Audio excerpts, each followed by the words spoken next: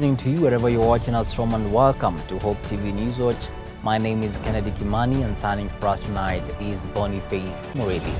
Now let's begin off with the top story of the day. And Meru Governor Kawira Mwangaza is said to know her fate tonight as the Senate concludes her impeachment hearing. The trial started on Monday, where lawyers representing her and the County Assembly faced off. Mwangaza faces accusations of gross violation of the Constitution, abuse of office and gross misconduct. The proceedings were initiated after the Meru County Assembly passed a motion on the 8th of August calling for her removal. If the Senate upholds any of the charges, Mwangaza will be removed from office.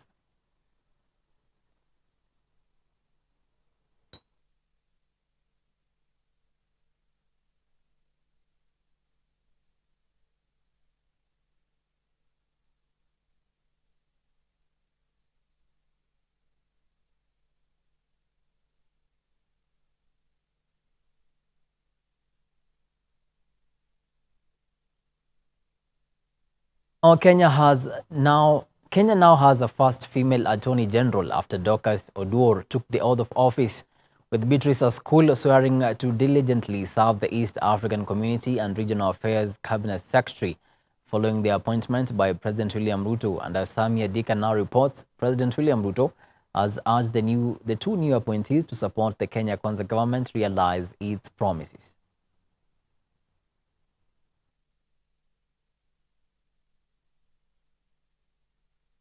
How are you going to work with the industries? Just 10 days after being vetted by the National Assembly Committee on Appointments, Tuesday morning, Dorcas Oduor was sworn in and officially resumed duties as the Attorney General. I, Dorcas Agik Odong Oduor, being appointed as the Attorney General of Kenya, do swear that I will at all times be faithful to the Republic of Kenya. Beatrice School was also sworn in function of my office as the East African Community and Regional Affairs Cabinet Secretary. I, Beatrice School Moe, being appointed a Cabinet Secretary of Kenya, do swear that I will at all times be faithful to the Republic of Kenya. Dorcas takes over from former Attorney General Justin Muturi, who was dismissed from office by President William Ruto on 11th July 2024 before being appointed CS for Public Service,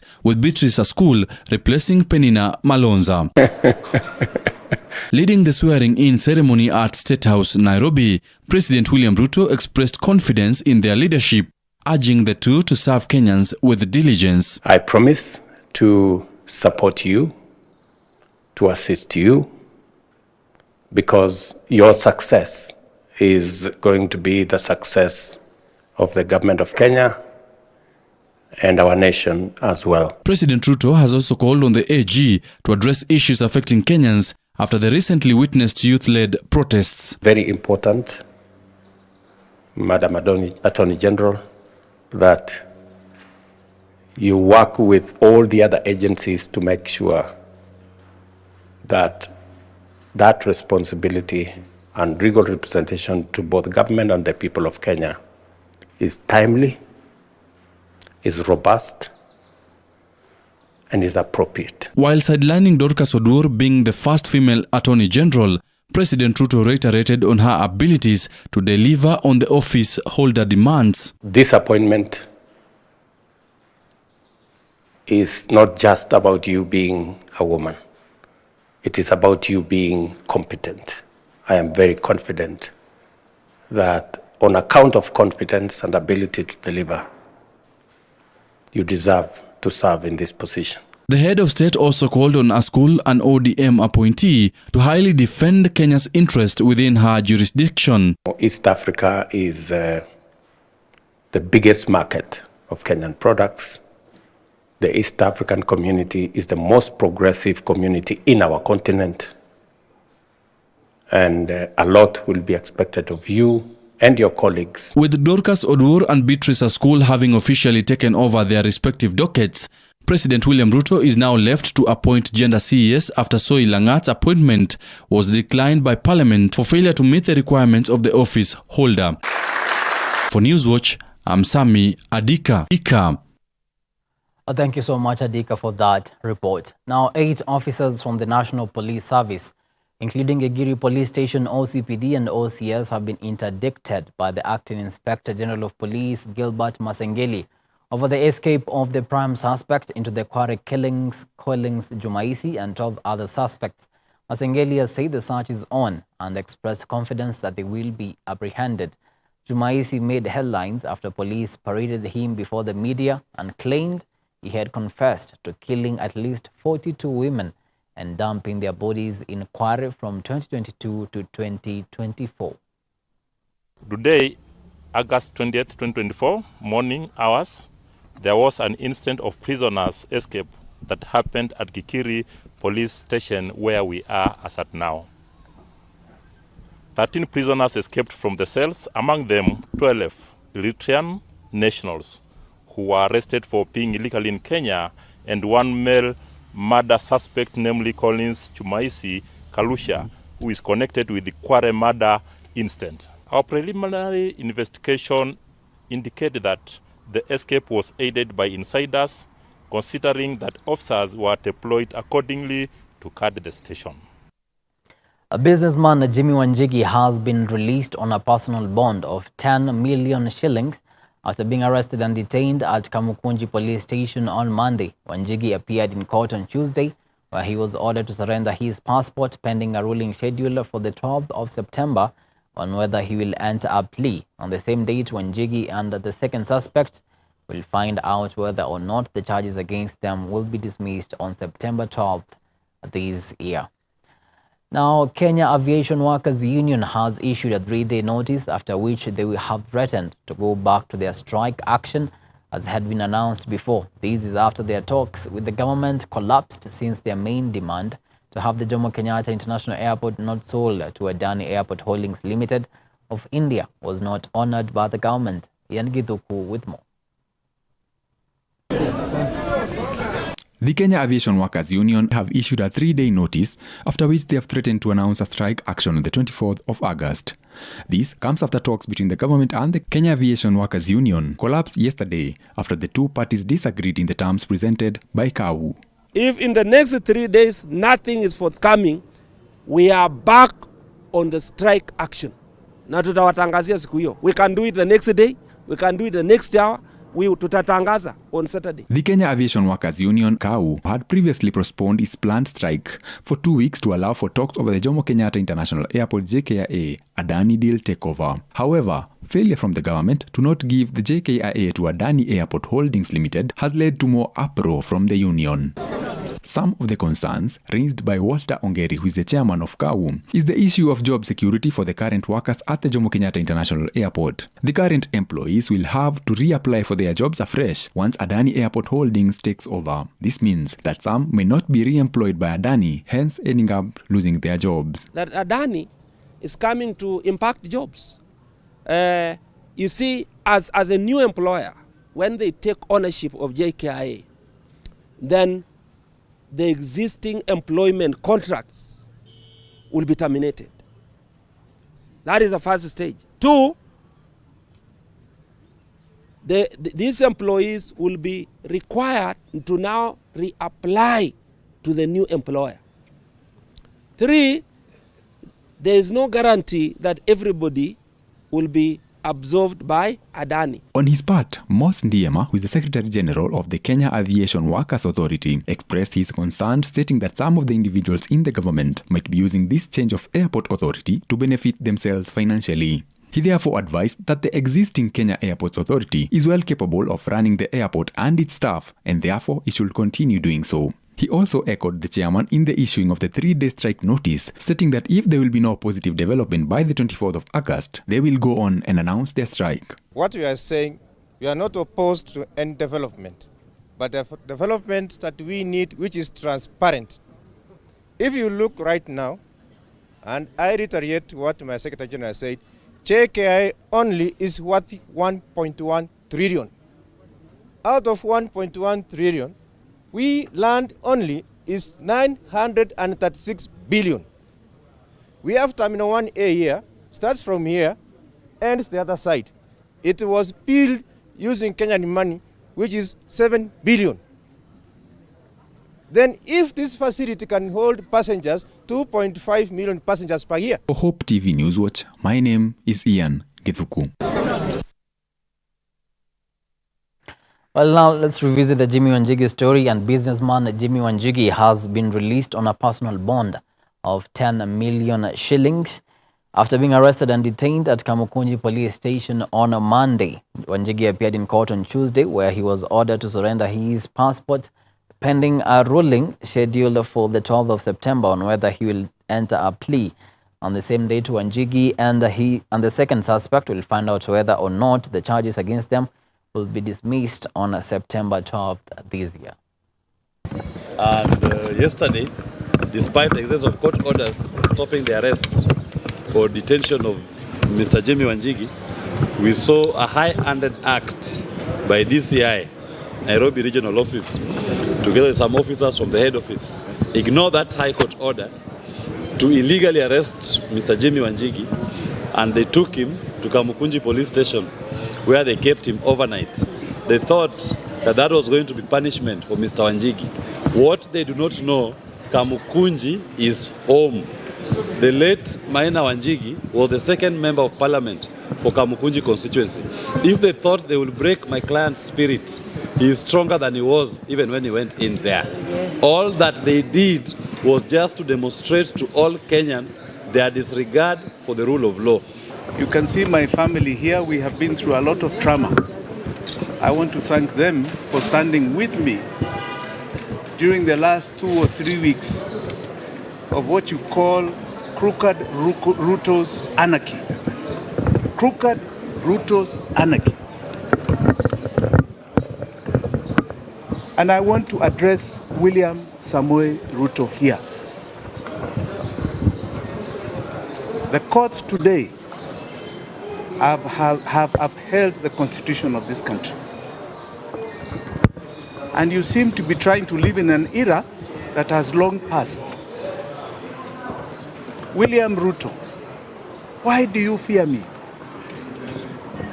If you fear me, be a man, come and deal with me properly, kiwanjani ya siasa, not in my home, terrorizing my family, and not in these courts with trumped up charges.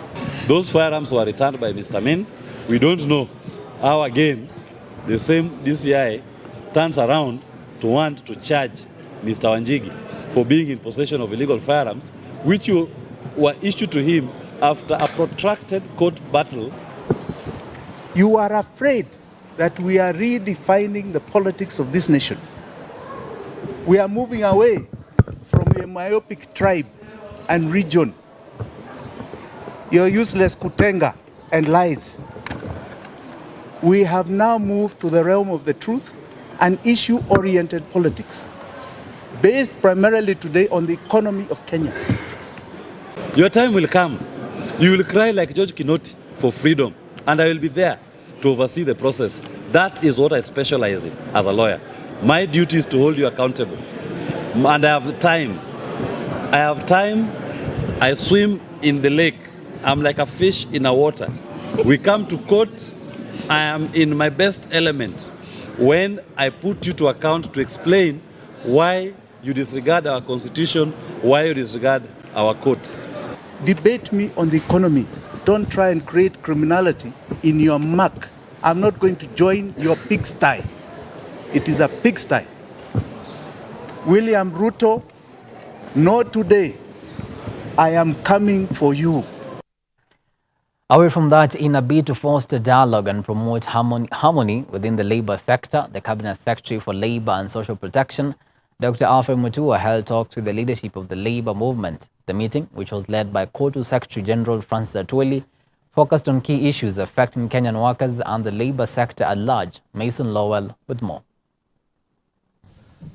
In a bid to foster dialogue and promote harmony within the labour sector, the Labour and Social Protection Cabinet Secretary, Dr. Alfred Mutua, held talks with the leadership of the labour movement, led by the COTU Secretary General Francis Atwoli, to address the issues affecting Kenyan workers and the labour sector. Tunataka wafanyikazi katika nchi yetu ya Kenya wafanye kazi kwa njia ambayo inafaa, wafanye kazi kwa eneo ambalo linafaa, wafanye kazi kwa mikakati ambayo inafaa, kwa haki ambayo inafaa. na pia tunataka wale ambao wanaoandika kazi pia wafanyiwe kazi kwa njia ambayo inafaa. Dr. Mutua also addressed the concerns about the 6% salary increment announced by the President Ruto on Labor Day, noting that while the increment has been declared, the implementation has yet to be realized. Nimefika hapa na hivi leo katika meza yangu kuna barua tofauti za vikundi tofauti wakisema wanataka kuwa na migomo ya wafanyikazi. Na kugoma ni haki ya wafanyikazi. Lakini tukumbuke mambo mawili. Mimi ningependa ya kwamba kabla ya mgomo tuhakikishe ya kwamba tumekataa kusikizana kabisa, ndio sasa mgomo huo wa mwisho kama njia ya kuweka pressure. Lakini mgomo usiwe ni jambo la kwanza la kufanya. On his end, Kuto Secretary General Francis Atwoli assured the minister of their full support in addressing these issues. However, the plight of Kenyan workers in Qatar, who are subjected to what can be termed as indirect slavery, needs urgent attention. The other area we have touched on is indirect slavery practiced in the Gulf to our children who go to Saudi Arabia, Qatar, and other places where they are maimed, killed every morning. If you go to Jomo Kenyatta Airport, the Qatar airline is coming with a coffin of a Kenyan girl. So the minister said he would open his eyes wide open and make sure that he deals particularly with the employment, National Employment Authority, which has registered almost 1 million employment agencies, most of them, 99% of them being briefcase. And the minister should ask, how are they registering? Because that is to us part and parcel of corruption. Atwoli has emphasized the need to employ more young people in parastatals, reinforcing the importance of job creation for the youth. This is my first time to pay a courtesy call on our minister as a new minister in this ministry. We wish him well as workers. We have assured him of our total support, and we have also talked on INRICS in this particular ministry, where sometimes if you are not careful, particularly employers, Kenyan employers, the Federation, Kenyan employers might sometimes, if you are not careful, bring in some repugnant legal issues or legalities that might not make you move faster to address issues related to work. But we are used to that, because that is what is all about, social tripartism. The labor movement has pledged its support, emphasizing the need for continued collaboration to safeguard the rights and welfare of all Kenyan workers. We have 452,000 jobs, opportunities from over 20 countries that are open to Kenyans to go and work from any time from today. The government will facilitate for them to get their passports, for them to get their even their tickets, according to what the president said, where the agents are not able to reach. So tomorrow I'm holding this meeting to streamline things and to say, okay, what are the problems and the challenges that the agencies have been facing? Reporting for Hope TV Newswatch, Mason Lowell. Thank you so much, Lowell, for that report. Moving on swiftly, Environment, Climate Change and Forestry Cabinet Secretary Aden Duale has said will name and shame manufacturers who have turned Nairobi River into a sewer line. Speaking at the 2023 KCB Group ESG and Sustainability Report launch, Duale also said he is working to formulate a waste disposal code that will require PSVs to have dustbins and waste bins to have different colors for separation of waste. Alice Diana tells us more. Environment, Climate Change and Forestry Cabinet Secretary Aden Duale has said he is ready to take the lead in conserving the environment. Speaking during the launch of the 2023 KCB Group ESG and Sustainable Report in Nairobi, Duale said that the problem in this country is the enforcement of laws, noting that many laws have not been implemented. He said he will make sure the environmental laws which were passed during his tenure as the leader of the majority in the National Assembly are implemented. Nairobi cannot be the financial center of this region when you look at the CBD in terms of from an environmental point of view. So there's a lot of work we need to do, but I think somebody must take the lead, and I'm ready to take the lead. The CS also put on notice manufacturers who are polluting the Nairobi River, saying they will be traced and shamed. And when we deal with the industry players, manufacturers, who are your clients of KCB, because we are going to shame them, a number of them. We have developed a system. We have developed a system where we are going to look at the traceability of who are these who are polluting Nairobi River. So everybody, the county government of Nairobi must take responsibility. Industry players must take responsibility. Individual citizens must take responsibility. Nairobi cannot be called the environmental city of the world because it hosts UNEP. The UNEP headquarters is in Nairobi, so by that alone, Nairobi becomes the environmental city of the world. Duale further noted that he is working to formulate a waste disposal code that will require PSVs to have dust bins and waste bins to have different colors for separation of waste. And I'm going to regulate and gazette even the coded in terms of the waste bins. So when I walk into KCB, I should see 2 different color-coded waste bins. One for the dry stuff, one for the wet stuff. Buses must have, and all public transport must have bins, waste bins. The vehicles that have been contracted by Nairobi County that carry garbage from both industrial and from our homes, they must comply with. So that where we are taking this garbage, we must have 2 different sites. And this is how to save the organic, the one that can be recycled. Alice Diana, Hope TV News Watch. Thank you so much, Alice, for that report. It's exactly 24 minutes past the top of the hour. Time now for a short break, but immediately after, I'll be back with the business and sports news. Stick around.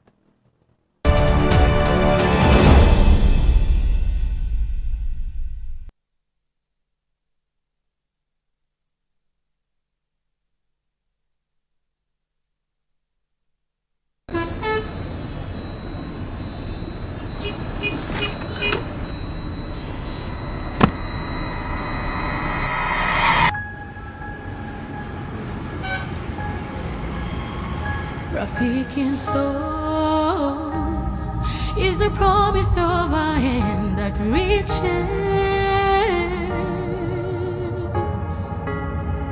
and goes beyond watangaza tumaini kote.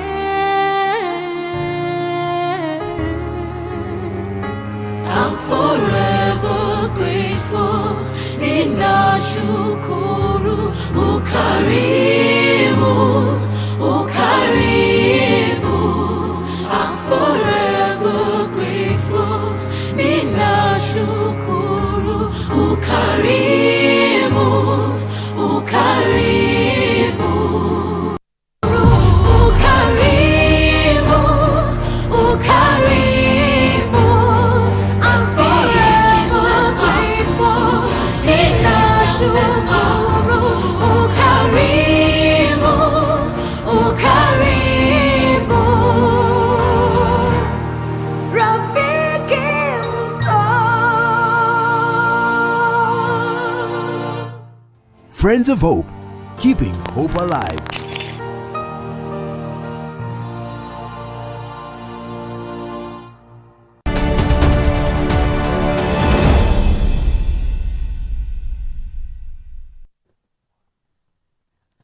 Thank you so much for staying with us. You're watching Hope TV News. Now let's get straight into business news. And Kenya and the European Union have reiterated on their commitment in facilitating the realization of the Economic Partnership Agreement signed in December 2023. The newly appointed Cabinet Secretary for Investments, Trade and Industry, Salim Mvurya, has assured international investors of Kenya's readiness to capitalize on available market opportunities, noting that there is favorable legislation and essential infrastructure to facilitate and regulate investments in different sectors.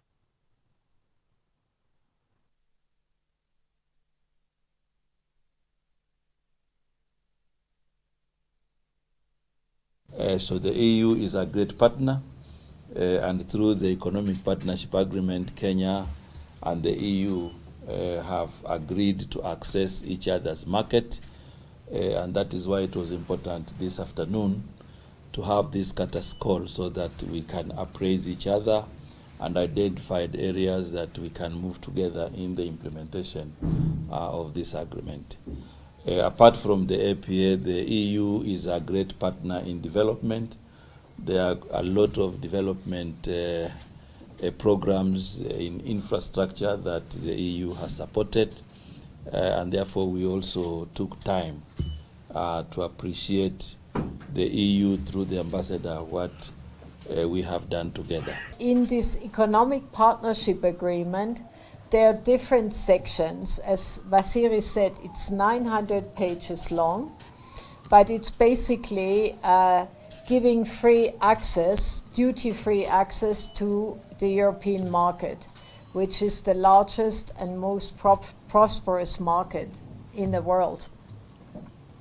So we want to make sure that through this economic partnership agreement, we will help to contribute to jobs and growth in Kenya. And for that, it needs to be given visibility so people know about it, both in the private sector and in the public sector.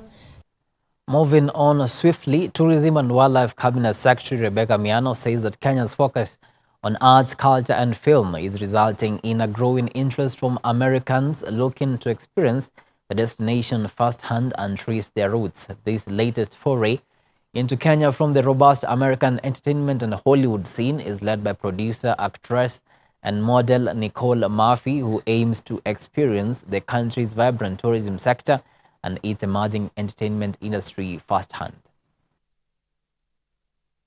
Your presence here today, Nicole, is ample testament of Kenya's global allure. I'm so thrilled to be here. You guys are such wonderful people. You guys have such a lovely energy. Your visit underscores Kenya's growing prominence as a global tourist destination. Meanwhile, your decision to explore the wonders of our country is a powerful endorsement of our rich culture, diverse wildlife, and warm hospitality. Can't wait to hit the beach. I can't wait to go downtown. I definitely want to shop and get some nice, beautiful art pieces from the locals and stuff. We definitely got to put Kenya on the map because back home in the States, people have this image. When you say Africa, anything like that, they have this stereotype where you see on television, we were talking about this earlier, you see on television, what they show us is a little boy or a little girl, no clothes on, big belly, looks like they're starving, flies all over their face. And that's the image they portray to us in the States. And we don't know any better. And I think it's very important to get the message out there. It's not that. It's not that at all. We know she has the ability, she has the power, she's respected to promote our country after this. As a government, we want to take a partnership with celebrities and other people who we can partner with. We want to showcase just what we have. We have very diverse offerings in Kenya. So I think this visit coming here is extremely important, and I will be educating everybody back home on Kenya and Africa, period.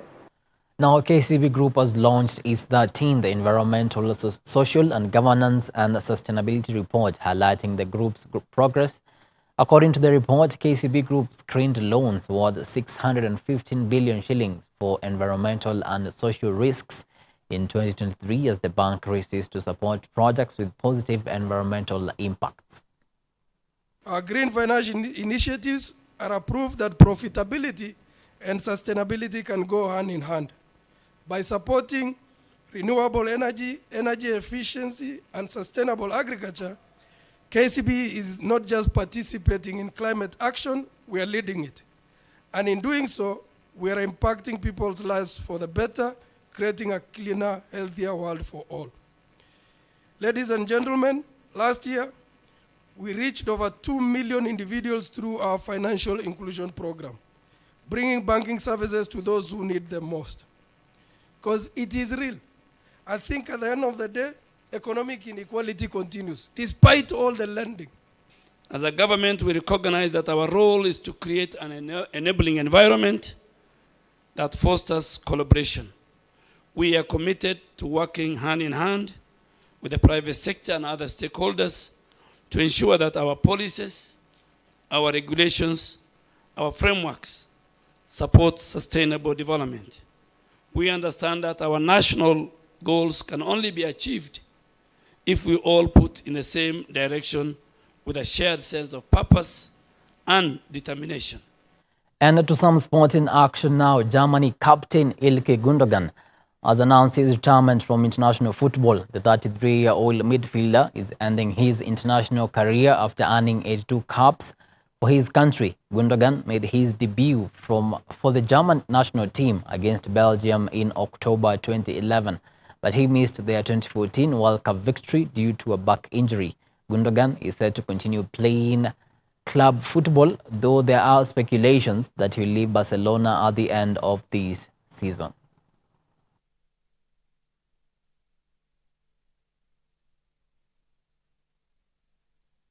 Jamie Vardy returned to the Premier League with a bang as the newly promoted side Leicester City held Tottenham Hotspur to a 1-1 draw at the King Power Stadium. Spurs dominated the first half, but Pedro Porro's opener in the 29th minute was the only time they could make one of a host of good chances count. Leicester City play Fulham this weekend while Spurs play Everton.